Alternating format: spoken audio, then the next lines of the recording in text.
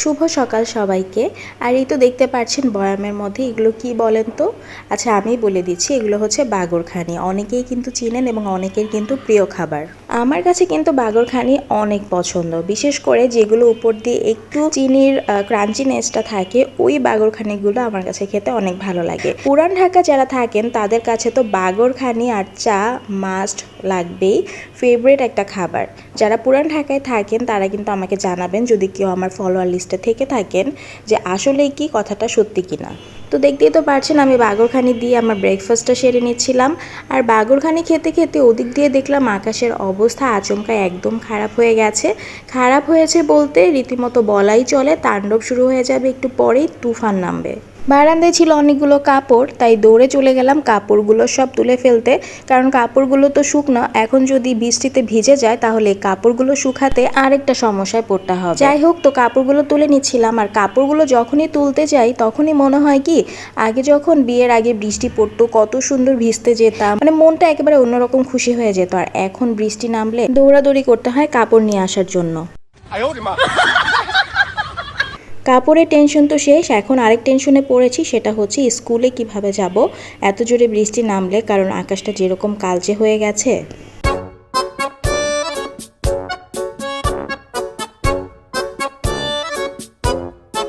যে বেবিটাকে দেখতে পেলেন সে বেবিটা কিন্তু আমার সাথে প্রায় সময় এরকম দুষ্টুমি করে, তাই আজকে ওকে ক্যামেরাবন্দি করেই নিলাম।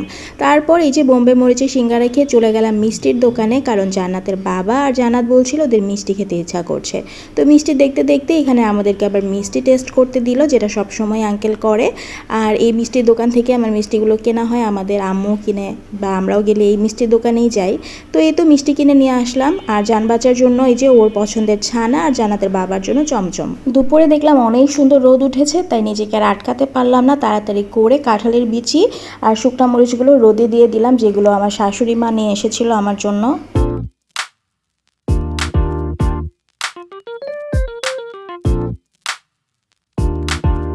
আর এই যে মজাদার আচারটা রোদে দিয়ে দিলাম, যেটা আম্মু বানিয়ে পাঠিয়েছে। এটা কিন্তু আম, বোম্বে মরিচ আর রসুন দিয়ে বানানো আচারটা, কিন্তু অনেক মজা। আর এই তো এতগুলো কাপড় ধুয়েছি, এখন এগুলো সব বারান্দায় মেলে দিব। যেহেতু অনেক সুন্দর রোদ উঠেছে তাই কোনো টেনশন নেই, কাপড়গুলো শুকিয়ে যাবে। কারণ বৃষ্টি বৃষ্টি ওয়েদার থাকলে তখন কাপড়গুলো শুকাতে চায় না, এর জন্য অনেক বেশি বিরক্তও লাগে।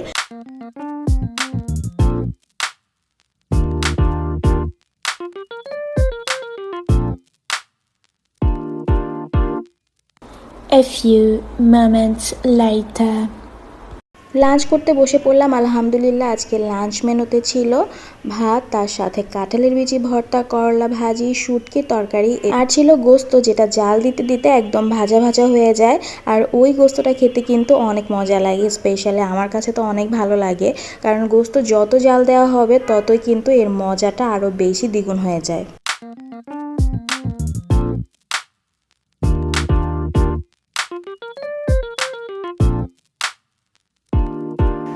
সো যেহেতু সন্ধ্যা হয়ে গেছে তাই বারান্দা থেকে কাঁঠালের বিচি আর শুকনা মরিচগুলো ঘরে নিয়ে আসলাম, যেটা দুপুরে রোদে দিয়েছিলাম। আর এই শুকনা মরিচের একটা ভালো দিক হচ্ছে এই শুকনা মরিচটা ঝাল কম, কালার অনেক সুন্দরের জন্য আপনি যত খুশি তত ইউজ করতে পারেন, মানে যত খুশি তত বলতে বেশি ইউজ করতে পারেন ভর্তাতে, বা যদি আপনি তরকারিতে খেতে চান বেটে, তো তাতে হয় কি যে ঝালটা কম লাগে। তো এর জন্য ওই মরিচের একটা গুণ হচ্ছে এটা। আর যেহেতু ওরা আবার আবদার করে বসেছে যে ওরা রাতে বিরিয়ানি খাবে, তাই গরুর গোস্ত কিন্তু আমি যখন ঘুমাতে গিয়েছিলাম দুপুরে তখনই কিন্তু ভিজিয়ে রেখেছিলাম, যাতে করে সন্ধ্যায় আমি সব কিছু সুন্দর মতো করে কেটে টেটে সব রেডি করে রাখতে পারি। এদিক দিয়ে তো গোস্ত অলমোস্ট ছুটে গেছে। আর এখানে আবার আমি পরোটা ভাজছিলাম, কারণ হচ্ছে তারা মিষ্টি দিয়ে পরোটা খাবে, তাদের আবদারের কোনো শেষ নেই। আর মজার ব্যাপার হচ্ছে জান্নাতের বাবার আর জান্নাতের আবদার কিন্তু সেমই থাকে, মানে আছে না যে বাচ্চারা এটা খেতে চায় না ওটা খেতে চায় না, কিন্তু জান্নাত আবার খুব বেশি এক্সাইটেড থাকে এসব ব্যাপারে। যখনই শুনে ওর বাবা আমার কাছে কোনো কিছু আবদার করছে যে আজকে এইটা রান্না করো, এইটা বানাও নাস্তা, তখন ও খুব এক্সাইটেড হয়ে বলে যে হ্যাঁ মা আজকে এটাই করো, এবং ও কিন্তু সেটা টেস্ট করে। ওর ভালো না লাগলেও খাবে না, সেটা অন্য ব্যাপার। আর আমিও সেক্ষেত্রে ওকে জোর করি না, কারণ আমার কথা হচ্ছে আমাদেরও তো টেস্ট বাট অনেক টাইমে চেঞ্জ হয়, আমরা অনেক কিছু খেতে চাই না, আমাদের মন চায় না, তো এর জন্য আমি ওকে জোর করি না, ওরও মন নাই চাইতে পারে। তো এই তো পরোটা মিষ্টি সব রেডি। আর জান বাচ্চা তো ওর ছানা মিষ্টি পেয়ে খুবই খুশি ছিল, আর ওর বাবা ওকে পরোটা দিয়ে মিষ্টি খাওয়ানোর ট্রাই করছিল, ও বলছিল তুমি খাও তুমি খাও। এই ব্যাপার নিয়ে দুজনের মধ্যে খুনসুটি চলছিল। আর জান বাচ্চা ওর ছানা মিষ্টি পেয়ে অনেক হ্যাপি ছিল, আমাকে বলছিল থ্যাংক ইউ মা, তুমি আমার জন্য ছানা মিষ্টি নিয়ে এসেছো।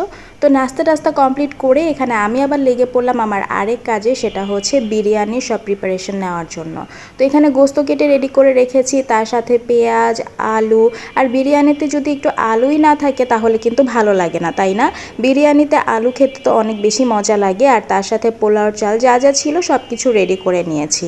বিরিয়ানির রেসিপিটা কিন্তু আমি এখানে ফুল দেইনি, কারণ হচ্ছে বিরিয়ানির রেসিপিটা আমার ফেসবুক রিলসে দেয়া আছে, এবং যারা ইউটিউব থেকে দেখেন তারাও আমার ইউটিউব শর্টসে আপনারা এই বিরিয়ানির রেসিপিটা পেয়ে যাবেন। আর এর জন্য কিন্তু আমি এইখানে রেসিপিটা ফুল দেইনি। আমি খুবই ইজি ওয়েতে রান্না করেছিলাম, ঘরোয়া যা যা থাকে সব কিছু দিয়েই রান্না করেছি। তার সাথে এক্সট্রা আমি বিরিয়ানি মশলাটা অ্যাড করেছি। আর রাঁধুনির বিরিয়ানি মশলাটা অ্যাড করলে হয় কি, যে আপনি কিন্তু বিরিয়ানির এক্সট্রা যে মশলাগুলো থাকে সব কিছুই একটার মধ্যেই পেয়ে যাবেন।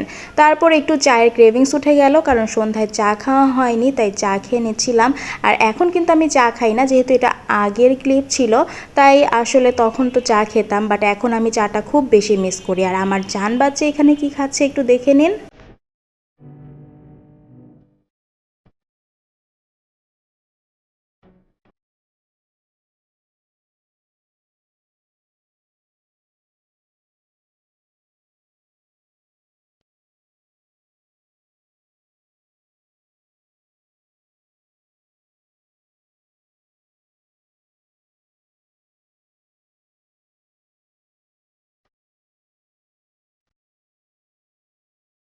খুবই মজা করে সে তার আইসক্রিমটা এনজয় করছিল, আর এদিক দিয়ে আমার চাও হয়ে গেছে।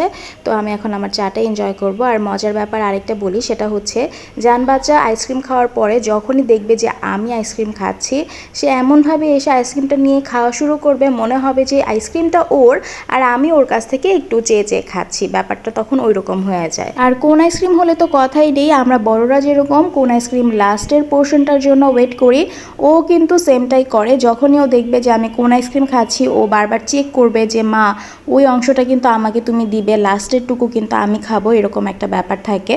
তো আমি এখানে চা খাচ্ছিলাম আর জান বাচ্চা পড়ছিল। আর এদিক দিয়ে কিন্তু বিরিয়ানির মশলাটা কষানো শেষ, মাংসটা অনেকটা সেদ্ধ হয়ে গেছে। এখন আমি কিন্তু চালটা দিয়ে দিয়েছি। তো ভালো মতো নেড়ে টেড়ে তারপর পরিমাণ মতো পানি দিলেই কিন্তু আমার বিরিয়ানিটা রেডি হয়ে যাবে। সো এরই মধ্যে আমার বিরিয়ানিটাও রেডি হয়ে গিয়েছে, ইয়ামি ইয়ামি মজাদার বিরিয়ানি।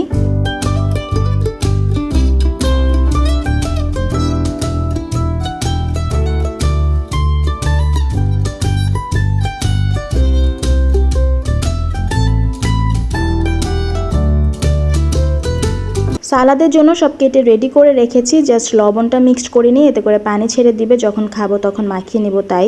আর আরেকটা জিনিস আছে, সেটা হচ্ছে জান্নাতের বাবা বলেছিল যখন তুমি বিফটা কষাবে তখন ওই বিফটা আর একটু ঝোল আমার জন্য রেখে দিবে, যাতে করে পরে ঝোল লাগলে এক্সট্রা আমি নিয়ে খেতে পারি।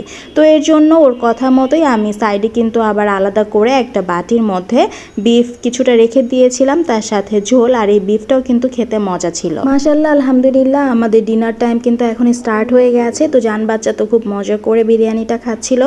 আর ও তো যখনই মা কিছু রান্না করে দেয় তখন খুব বেশি খুশি হয়ে মাকে অনেক বেশি করে বলে যে মা রান্নাটা অনেক মজা হয়েছে। আর সেটা শুনতে কিন্তু আমারও বেশ ভালো লাগে। আর এই ছিল আজকে আমার ভ্লগ। তো সবাই ভালো থাকবেন, সুস্থ থাকবেন, আমাদের জন্য দোয়া করবেন, আর সবাই সেফলি থাকবেন।